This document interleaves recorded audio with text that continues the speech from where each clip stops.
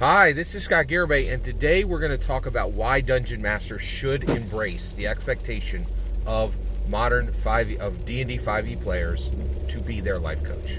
All right, so I'm not saying that the D&D 5e community expects Dungeon Masters to be life coaches. Ben from Questing Beast is. Much bigger channel, much more prominent, much beloved in the D&D community. Everybody loves Ben. He's a major talent. Bigger, better channel than mine, and he's saying it flat out. Link below. He's saying it flat out, right? The D&D 5e community, the majority of D&D 5e players expect their dungeon master to be a life coach. Period. End of sentence. Okay, it's him saying it, not me. All right. Now he's 100% correct. I definitely co-signed this. He's 100% correct. Here's what I'm going to say today. This is why. So he's just saying there is a real expectation for the D&D 5e community for their dungeon masters to serve as a life coach. He's 100% correct about that. I'm going to go further today, and I'm going to say to you why you, as a D&D 5e dungeon master, should fully embrace the expectation and be that life coach that they are asking you to be. Here we go. It's because so you are a dungeon master, okay? Now, first of all, if you don't have 100 sessions under your belt, this conversation ain't for you. Like, go to my next video. Thank you. Right? Do you have 100 D&D sessions, 5e? If you have 100 D&D sessions, and even a quarter of them are 5e, this conversation is for you. So let's go. So first of all, you are absolutely material to be a life coach because Gary Gygax pointed at you to be a life coach, and here's why. So essentially, what are dungeon masters? Very quickly, they are readers and leaders. So first of all, in 5e, right now, there's 500 pages of rules, and there's 8,000 pages of canon. First of all, you are intelligent. I guarantee you are intelligent. You know how I know that? Because non-intelligent people don't get excited about 500 pages of rules and 8,000 pages of canon. They back out immediately, right? So Dungeon Master is a filter for intelligence, right? Now, lots of intelligent people in the world. Should they all be life coaches? Absolutely not. Why should a Dungeon Master be a life coach? Here's the next one, okay? You have the charisma to draw people to you and retain them for literally hours and hours and hours of their attention, right? Your charisma can hook people in and get them to sit at your table for hours and hours and hours. I know that because you're a functioning dungeon master.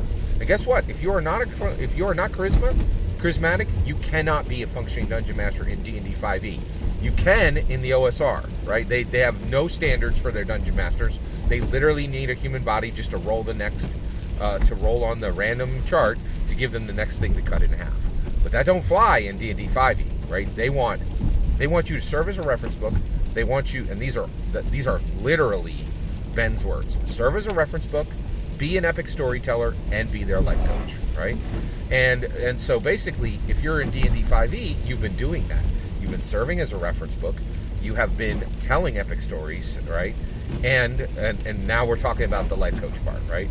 And the reality is your charisma has drawn them in and kept them there, okay? Now here's the biggest one though. Confidence, right? Dungeon mastering is fundamentally public speaking, right? You know what public speakers do? You know what leaders do? They publicly speak. Dungeon masters are fundamentally readers and leaders. And the world is coming and looking for life coaches because Americans are coming and looking for life coaches because American psychologists have abandoned them to serve the 1% American wealthy only, right? So if you're not in if you're the 1% American wealthy, God bless you, go with God. You don't need anything I'm talking about, right? But if you're not in the 1%, well, because you can literally pay, a psychologist every single day, thousands of dollars, and have them even give you have them give you the perception they're helping you, which is it's just a placebo, but placebos help, right? Like that's a known scientific fact. Placebos absolutely often help, right? So you're paying for a placebo. You don't need, right, somebody, and your life is factually better, like fundamentally, like science is real, right? Placebos actually often help, right? Like so if you're 1% wealthy, go with God. You don't need any of this, right? But if you're not in the 1% wealthy, you're looking for a life coach, right? You've been abandoned by the American psychologists, right? They can't function for you. They can't help you, right? Because you don't have the time or the money to deal with them, right? And yeah, so you're looking for a life coach, right? Well, guess what? Dungeon Master's a really darn good place to find a life coach. That is a person who is an extreme, deep end of the pool reader, and frankly, a very high functioning leader, right? They literally, by the filter of Dungeon Master, they are absolutely voracious readers. By the filter of charisma and confidence, they are leaders. A leader who reads is a really, really, really good candidate to be your life coach, and almost certainly knows more about life and is better at life than you. Period. End of sentence. If you are a 5e Dungeon Master, you are fundamentally, because of the filter that Gary Gygax built, a fantastic, I will say darn near perfect candidate to be a life coach. And you're better than any actual life coach that they could get because you do it for free. For free. Dungeon Masters run for free. I actually don't really. I'm going to say this. This is a little bit of a tangent, but I'll get there. I don't think professional Dungeon Masters are Dungeon Masters. I think the moment you ask somebody for $1, you become a dollar master. Dungeon Masters run for free.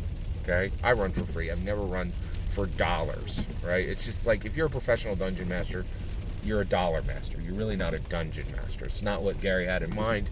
You're not a Dungeon Master if you're professionally Dungeon Mastering, right? And if the people you play with pay you, Matthew Mercer's a little bit of a, actually, his players don't pay him, right? He Dungeon Masters for free. He happens to make millions at it, but he Dungeon Masters for free, okay? I know that, like, you got to keep up. There's a lot of complicated stuff here, right? Like, all right, so that's the kicker, right? If you are a Dungeon Master by the filter that Gary set up, right, you are fundamentally a reader and a leader. You are a leader who reads. And guess what? I don't think you can't do it. You cannot find a better candidate for a life coach than a reader who leads. Period. End of sentence. So the reality is, here we have arrived. If you are a Dungeon Master, if you are a 5th edition Dungeon Master, Ben from Questing Beast is telling you your players expect you to be a life coach. I 100% agree with him, right? The question is if you're going to do it, right? I'm telling you right now, you can. Now the question is, will you, right? And that's exactly where Ben landed, right? He is 100% capable of being a reference book, an epic storyteller, and a life coach. And he's saying, I don't want it. I don't want that weight on my shoulders. I'm begging you, pick up the weight, right? Like, you can bear it.